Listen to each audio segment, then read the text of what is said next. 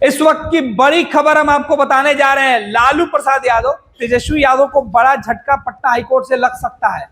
दरअसल ये खबर ये है कि राष्ट्रीय जनता दल ने जिसे मैदान में उतारा है, उसके फॉर्म भरने के मामले की शिकायत नीतीश कुमार ने कोर्ट में कर दी है।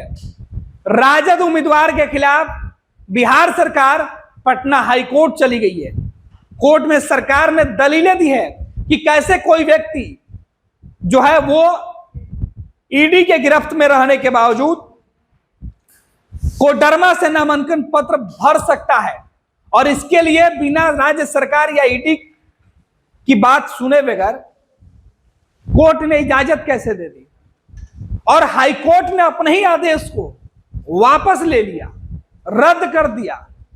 और आदेश रद्द करने के बाद यह सवाल उठने लगा कि क्या राष्ट्रीय जनता दल के उम्मीदवार सुभाष प्रसाद यादव का नामांकन पत्र जो भरा गया है वो भी खारिज हो सकता है। संकट में है सुभाष यादव का नामांकन। आपको बता दें कि बिहार में बड़े बालू कारोबारी सुभाष यादव के खिलाफ ईडी ने जांच की और उनके खिलाफ कई ऐसे सबूत मिले जिसके बाद उनकी गिरफ्तारी की गई है। पटना के बेऊर जेल में सुभाष यादव बंद थे और पटना के बेऊर जेल में रहने के दौरान उन्हें राष्ट्रीय जनता दल ने अपना उम्मीदवार झारखंड के कोडरमा से बनाया। कोडरमा में नामांकन पत्र भरने के लिए उन्होंने पटना हाईकोर्ट से इसके लिए इजाजत दी थी, लेकिन उनके याचिका में ईडी और राज्य सरकार की तरफ से किसी भी जांच एजेंसी को पार्टी नहीं बनाया गया था। यह नहीं बताया गया था कि उनको गिरफ्तार किसने किया है, आरोप क्या लगाया गया है। और इस वजह से कोर्ट ने सुभाष यादव को शर्त के साथ नामांकन पत्र भरने की इजाजत दे दी थी। शर्त यह लगा था कि सुभाष यादव जब बेऊर जेल से जाएंगे तो इनकी सुरक्षा में जो खर्च आएंगे, इनको लाने और ले जाने में जो खर्च आएंगे, वो सारा खर्च सुभाष यादव देंगे। लेकिन जैसे ही सुभाष यादव ने कोडरमा में नामांकन पत्र भरा, तस्वीरें निकलकर सामने आई, राज्य सरकार के सीधे तौर पे कान खड़े हो गए। राज्य सरकार ने हाईकोर्ट पहुंच गई। इस बीच राज्य सरकार के साथ साथ ईडी भी हाईकोर्ट पहुंची है। ईडी ने सीधे तौर पे कहा है कि हाईकोर्ट के सामने उन्होंने याचिका दी। उन्होंने बताया कि इस पूरे मामले की जांच उनकी एजेंसी ने की है और इस पूरे मामले की जो अब तक जो जांच हुए हैं उसके कई ऐसे अहम सस्पेक्टों में शुमार सुभाष यादव हैं। और ऐसे में बिना उन्हें अवगत कराए या उनकी दलीलें सुने, उनकी बात सुने, कोर्ट ने इस तरीके का आदेश कैसे दे दिया। सिंगल बेंच के फैसले को डबल बेंच के फैसले ने फिर से कहा कि इस पर पुनः विचार होना चाहिए। और फिलहाल पटना हाई कोर्ट ने सुभाष यादव के नामांकन पत्र भरे जाने वाली याचिका पर रोक लगा दी है। पूरी खबर हम आपको एक बार फिर से विस्तार से बताते हैं कि दरअसल हाईकोर्ट ने किस मुद्दे को लेकर आपत्ति जताई है और अब इस आपत्ति के बाद क्या होगा। क्या सुभाष यादव की नामांकन पत्र भरी हुई जो पर्ची है वो रद्द हो जाएगी? सुभाष यादव पर जुर्माना लगेगा? सुभाष यादव राष्ट्रीय जनता दल के कैंडिडेट बनकर चुनाव के मैदान में उतरे तो थे, लेकिन वो चुनाव नहीं लड़ पाएंगे। तेजस्वी यादव जिसके लिए बड़ी जनसभा करके जिताने की बातें कर रहे थे, क्या वो सपना अधूरा रह जाएगा? लेकिन इस बीच एक और बड़ी खबर है कि सुभाष यादव कानूनी दांवपेच के बीच अपने लिए सेफ जोन मानते हुए अपनी पत्नी का भी नामांकन पत्र उन्होंने खरीद लिया है। ये जानकारी निकल के सामने आ रही। फिलहाल पटना हाईकोर्ट में क्या कुछ सुनवाई के दौरान हुआ और कैसे सुभाष यादव को इजाजत मिली, पूरी खबर आपको विस्तार से बताएंगे। दरअसल खबर यह है, पटना हाईकोर्ट ने जेल में बंद बालू कारोबारी सुभाष प्रसाद यादव को कोडरमा विधानसभा निर्वाचन क्षेत्र से नामांकन पत्र दाखिल करने के लिए 22 अक्टूबर को जो आदेश पारित किया था उससे वापस ले लिया है। न्यायाधीश अरविंद सिंह चंदेल की एकल पीठ ने गुरुवार को सुभाष प्रसाद यादव की रीट याचिका पर सुनवाई करते हुए हैरानी जताई कि ईडी को बगैर पक्षकार बनाए ही याचिका दायर की गई। कोर्ट ने अपने आदेश में कहा कि चूंकि 22 अक्टूबर 2024 का आदेश आवश्यक पक्ष अर्थात ईडी को सुने बिना पारित किया गया था, इसलिए आदेश वापस लिया जाता है। उल्लेखनीय है कि सुभाष कोडरमा में राजद के प्रत्याशी घोषित किए गए थे। कोर्ट ने इस मामले को मुख्य न्यायाधीश की अनुमति से किसी अन्य कोर्ट में सुनवाई के लिए सूचीबद्ध करने का आदेश भी दिया है। उल्लेखनीय है कि 22 अक्टूबर को कोर्ट ने याचिकाकर्ता को कोडरमा विधानसभा निर्वाचन क्षेत्र से चुनाव लड़ने हेतु नामांकन पत्र दाखिल करने के लिए निर्वाची पदाधिकारी के समक्ष पेश करने का आदेश पुलिस प्रशासन को दिया था।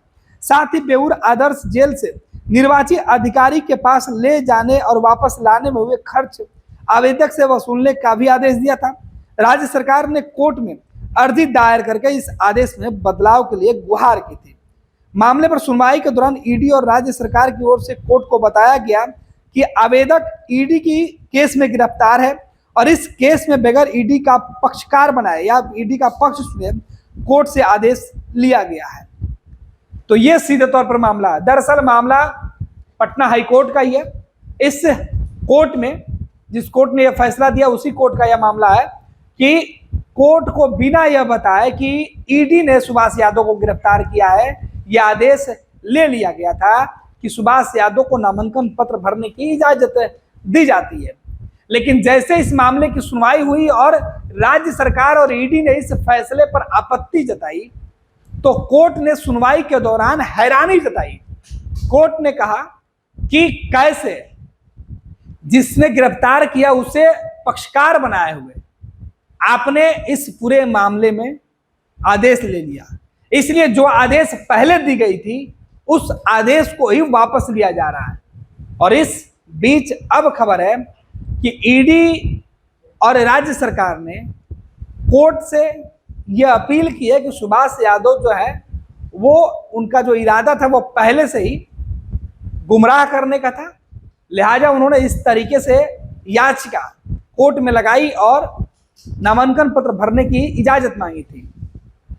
अब कोर्ट ने यह भी कहा है कि जो चूंकि है कोर्ट ने माना है ये चीज कि कहीं ना कहीं त्रुटि रही है, इस वजह से उन्होंने कहा कि वो मुख्य न्यायाधीश या पटना हाई कोर्ट के चीफ जस्टिस से वो चाहते हैं कि इस पूरे मामले को किसी भी कोर्ट में सुनवाई के लिए भेजी जाए और इसकी इजाजत जो है वो चीफ जस्टिस दे। तो ये खबर जैसे निकलकर सामने आई कि लालू और तेजस्वी के लिए मुश्किल वाली ये खबर है। अब पटना हाई कोर्ट ने आदेश वापस ले लिया तो जो भीड़ तेजस्वी यादव जुटाकर नामांकन किए थे, करवाए थे, जिस जनसभा को संबोधित किए थे, वो सब पर पानी फिर गया।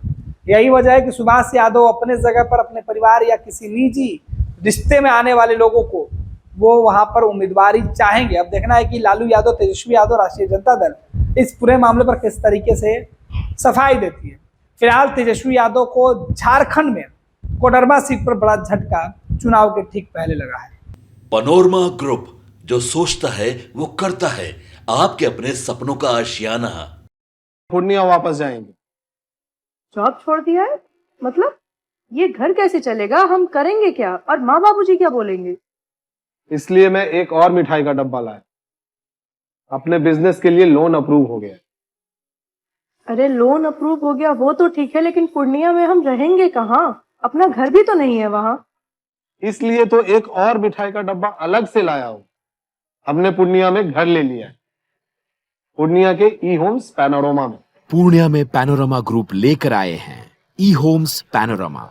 बड़ा घर, आलीशान जिंदगी और अत्याधुनिक सुविधाओं के संग। अरे अब क्यों मुंह मीठा करवा रही हो?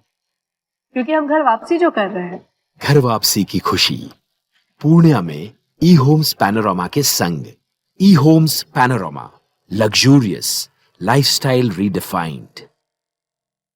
भारतीय जनता पार्टी का सदस्य बनने के लिए 8800002024 पर मिस्ड कॉल करें। निवेदक, भारतीय जनता पार्टी, बिहार।